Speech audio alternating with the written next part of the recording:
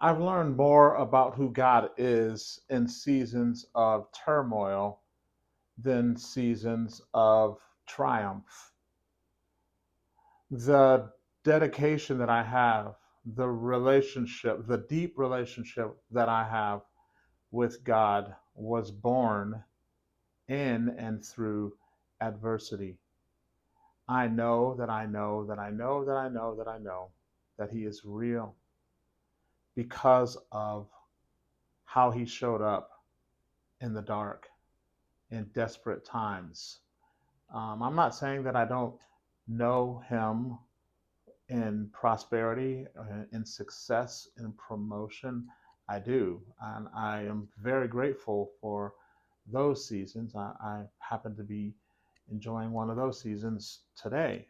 But the depth of my relationship with God comes from who I know Him to be when everything else falls apart. We're finishing part of our story with Daniel. We started the book of Daniel last week, and we set up by talking about Daniel to introduce Shadrach, Meshach, and Abednego, and we talked about what God did and how God showed up in their season of turmoil or darkness. And now we're going to move on to the book's namesake and who God is and how God showed himself strong um, in the life of Daniel himself. We're going to start in chapter 6 today, and I'm going to read a little bit just to set up the scene that we all know. You could ask almost any kid off the street, have you heard of Daniel and the Lion's Den? And most of them would say yes, some form of that story they've heard. But again, what we're doing in these stories is we're going deeper and finding out the story behind the story. And God shows a character trait about himself that, um, as it was there all along, but it was just shown really strong at this point in the story of the exile and when God's people were removed uh, against their will out of the promised land. And these group of people went into Babylon because they were taken captive by Babylonians and the king of Babylon. And like we talked about last week, Daniel and Shadrach, Meshach, and Abednego ended up in positions of authority and power. And this continues after Daniel did a lot of different things. He interpreted dreams, and he was very revered even by King Nebuchadnezzar. And so now we're going to come to a part where there's a change of power, and this king basically starts with reverence and respect for Daniel, but that's how this story sets up. All right, here we are, Daniel chapter 6, verse 1. It pleased Darius to appoint 120 satraps to rule throughout the kingdom, with 3 administrators over them, one of whom was Daniel. The satraps were made accountable to them so that the king might not suffer loss. Now, Daniel so distinguished himself among the administrators and the satraps by his exceptional qualities that the king planned to set him over the whole kingdom. At this, the administrators and the satraps tried to find grounds for charges against Daniel in his conduct of government affairs, but they were unable to do so. They could find no corruption in him, because he was trustworthy and neither corrupt nor negligent. Finally, these men said, we will never find any basis for charges against this man Daniel unless it has something to do with the law of his God. So the administrators and satraps went as a group to the king and said, may King Darius live forever.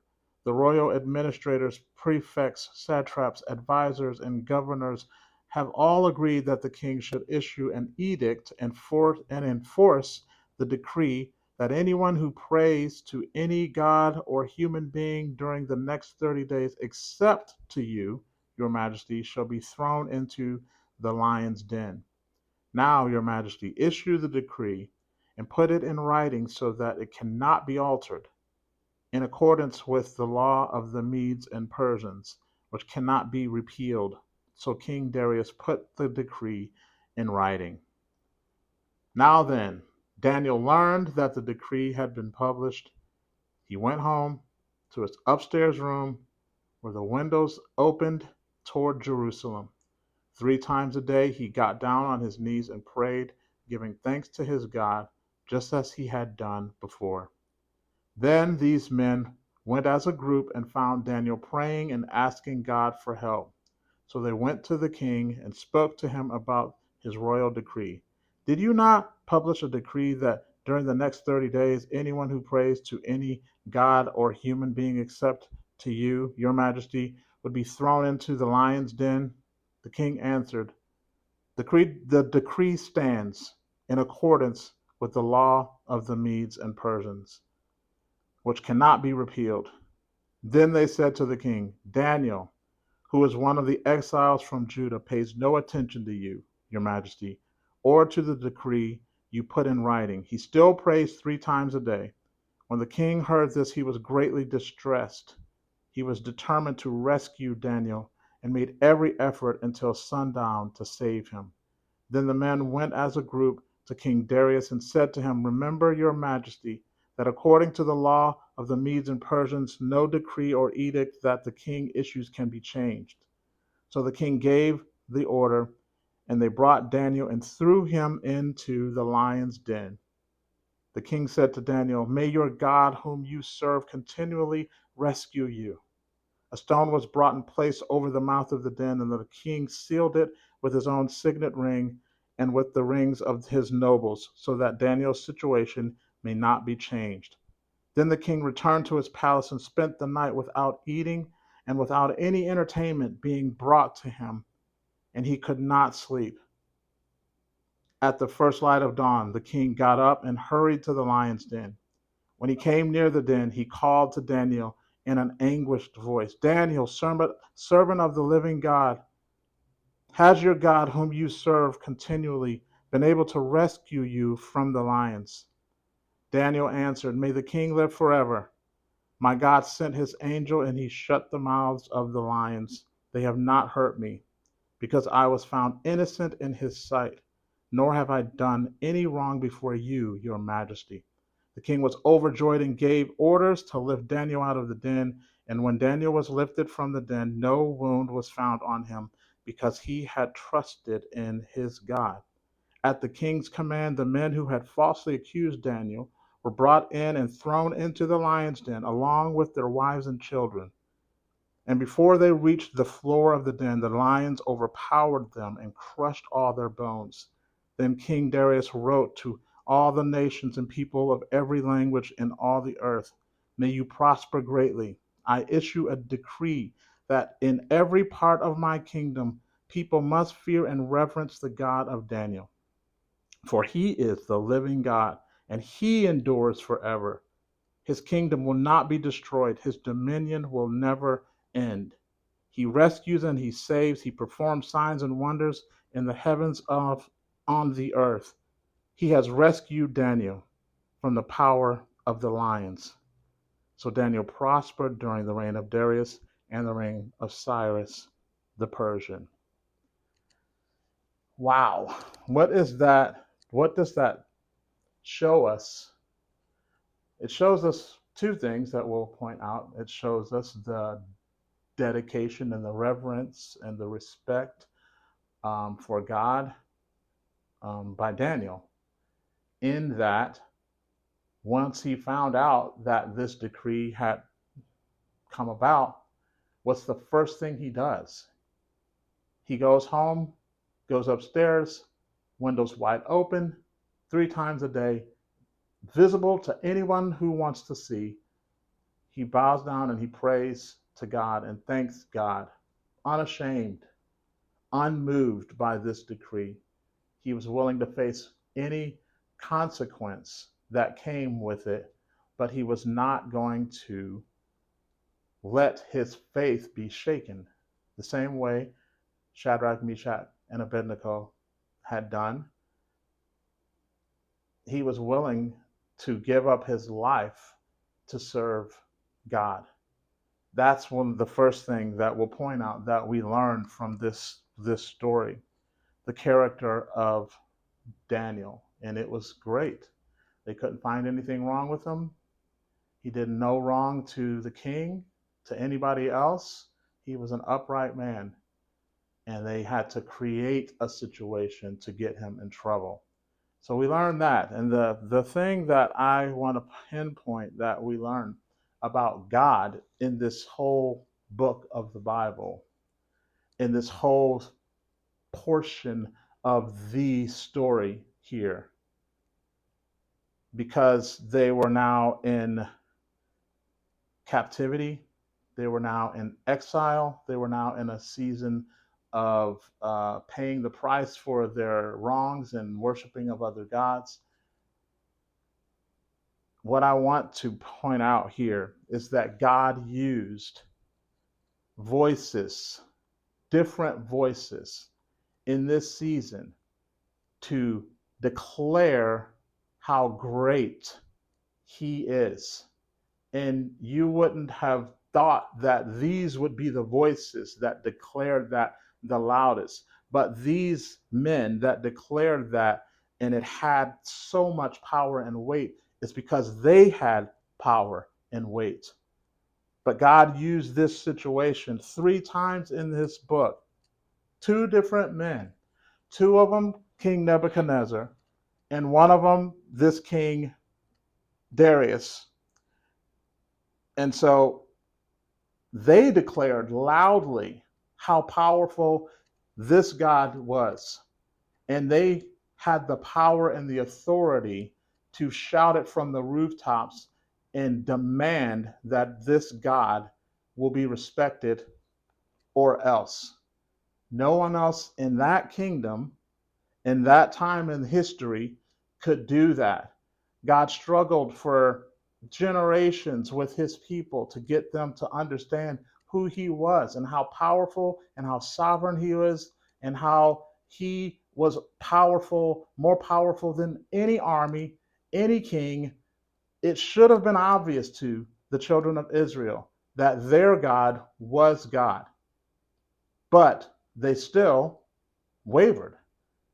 But God used this situation of them being in exile and used his voice to show in a way that could not be shown any other way that when these men, when they declare that as powerful as they are on the earth, that we have nothing on this God.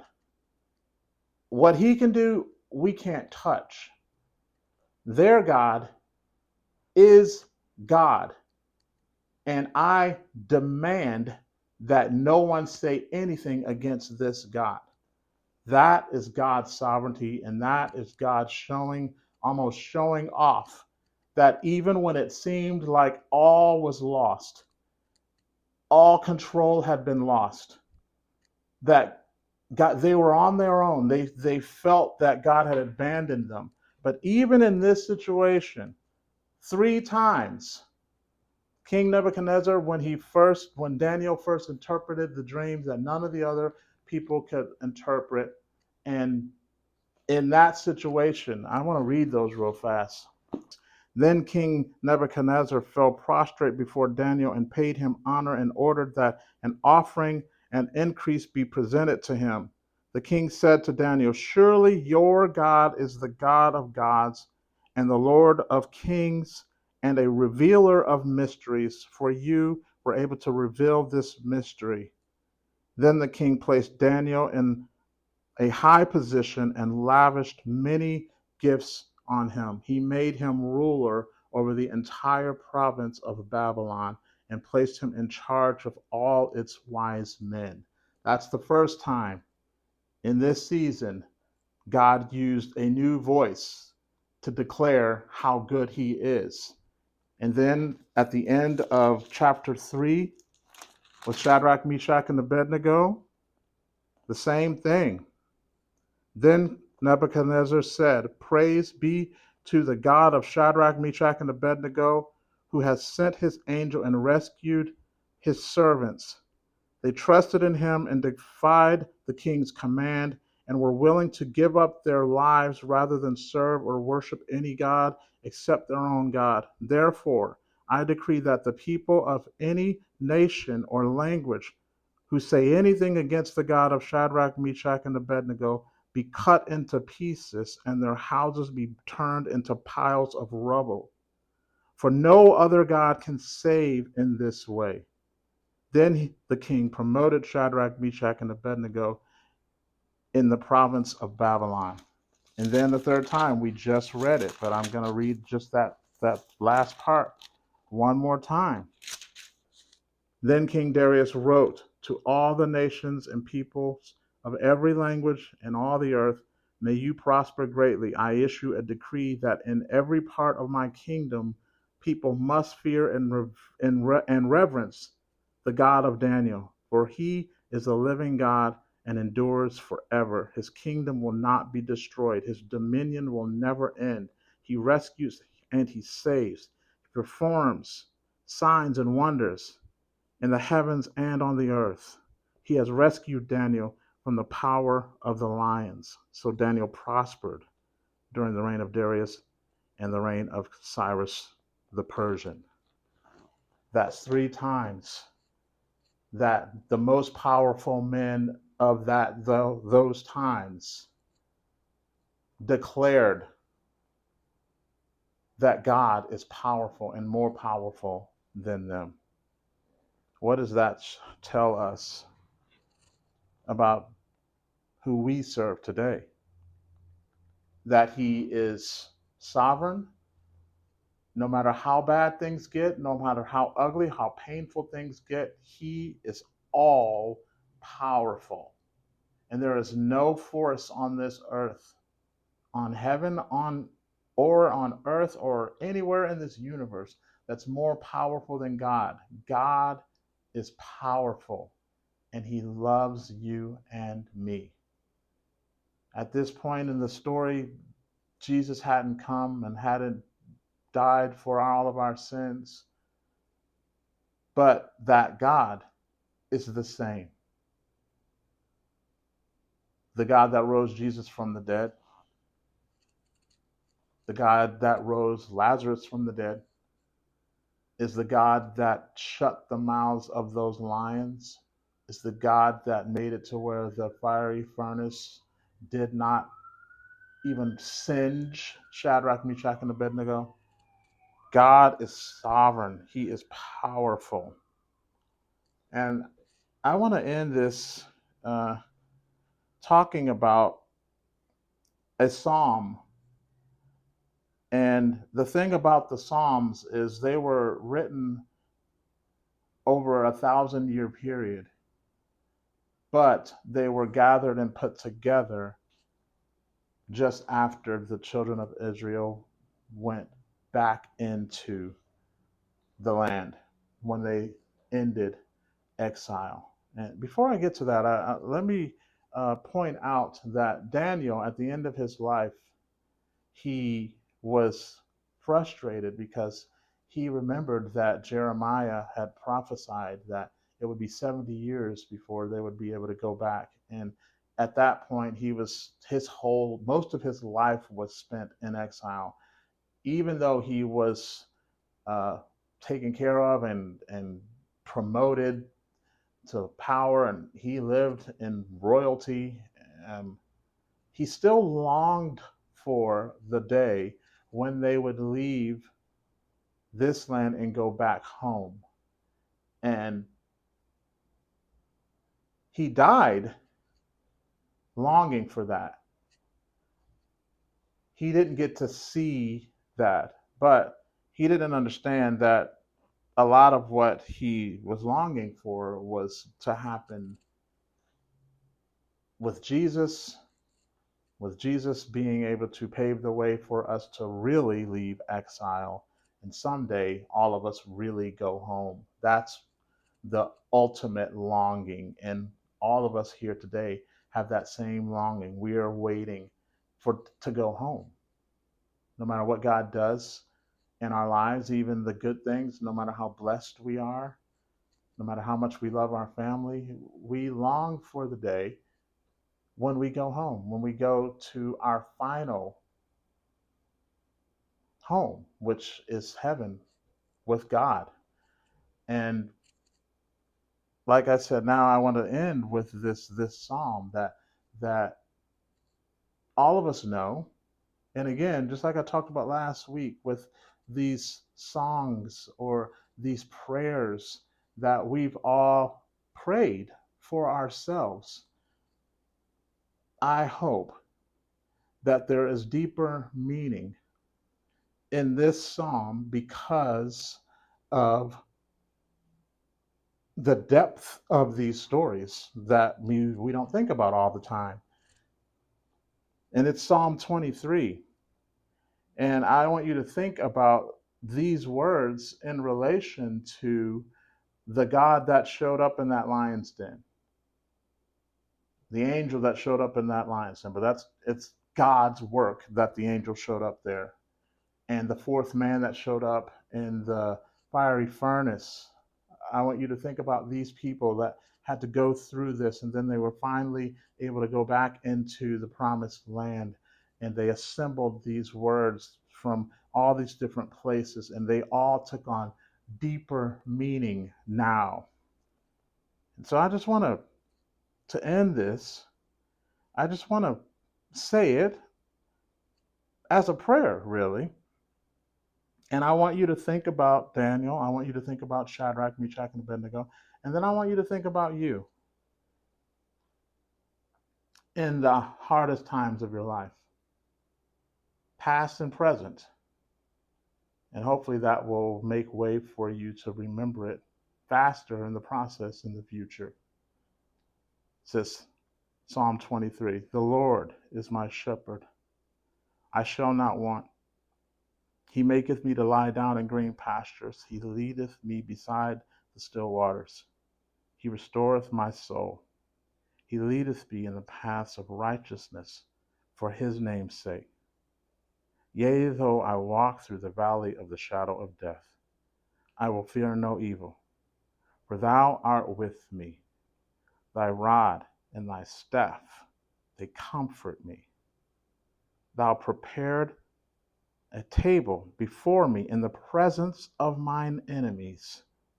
Thou anointest my head with oil, my cup runneth over. Surely goodness and mercy shall follow me all the days of my life, and I will dwell in the house of the Lord forever. Amen.